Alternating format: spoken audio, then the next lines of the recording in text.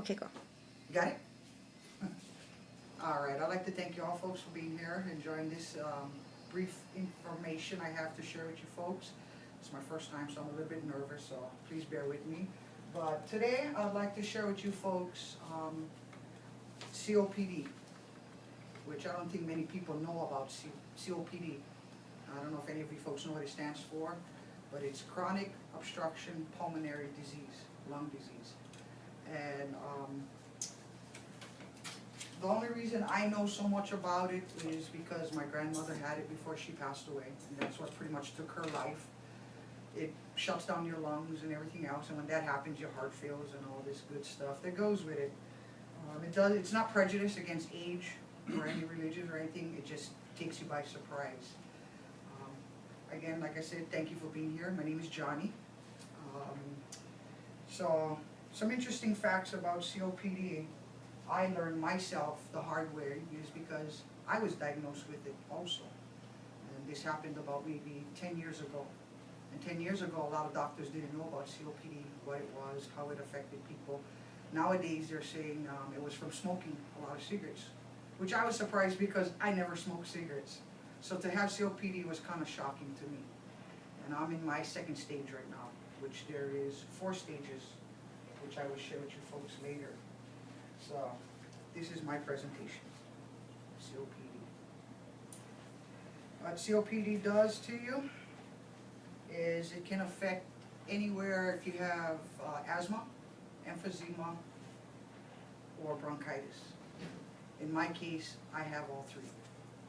And when you have all 3, COPD makes it harder to breathe and harder and harder to breathe, excuse me. And it does limit your life. But I'm here to tell you folks, it doesn't have to limit you. And a lot of you folks probably don't even know you have it. What consists of COPD is dry hacking coughs, wheezing, shortness of breath, tired a lot. And if you have those symptoms, it's best to check it out with your doctors. You don't want to ever continue on with your life because it can be prevented. It's not a disease that can be reversed, let's put it that way. But you can slow down the progress of it all. And I want to share some of this with you, that this is a good lung versus COPD lungs. I don't know if you folks can see it, but this here is the good lung, where the air flows through the lungs, where it's very open, versus the bad lung, which is with emphysema, bronchitis, and all this air sacs start to fill up with bubbles like. And it makes it harder and harder to breathe. What I just found out also is sleep apnea can be affected when you have COPD, because I just got diagnosed with sleep apnea also. So, sorry about this, a little bit disorganized here, but like I said, I myself was diagnosed with COPD, and today I'd like to share some of this with you.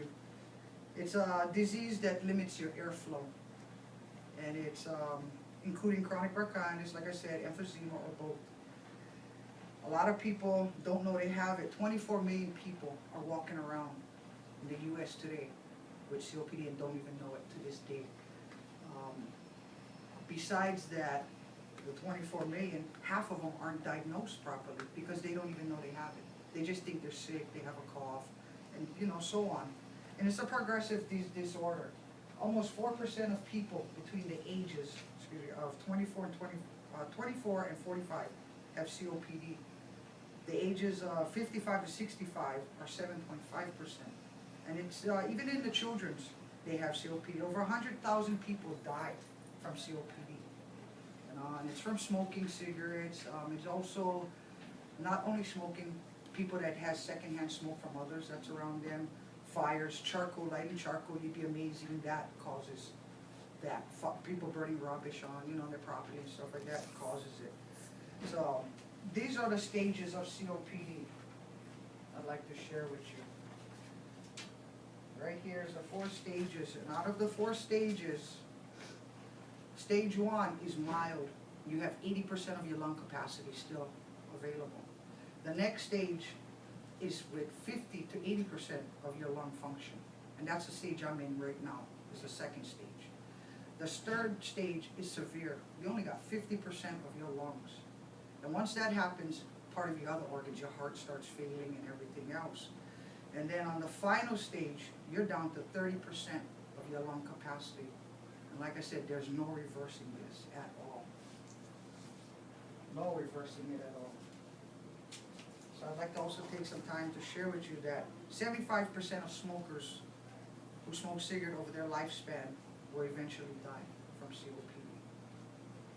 It's a fourth causing killer in America today, besides heart attacks and all these other good stuff that goes with your health.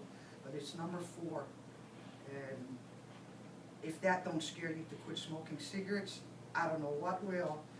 But I will show you a picture that might help you folks want to stop smoking cigarettes in the long run.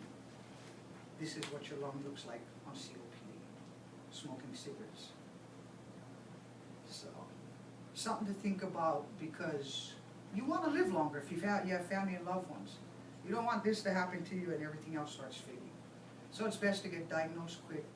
Like I said, you can't reverse this, but what you can do is see the doctor, get better treatments on it, get the medications that you need, and it'll slow down the progress to live a longer life and to enjoy life with your family members. And this is what scares me the most, is because I was diagnosed, and if it wasn't for my doctor 10 years ago that knew about it, I would not have known. I would still walking around thinking I just had a bad cold for the rest of my life. This is how I feel. It's a matter of breath and death, and this is how I walk around sometimes. When my lungs are inflamed and swollen and stuff, it's so hard to walk around in life, to know that it's overwhelming. It feels like it overtakes your body, your lungs.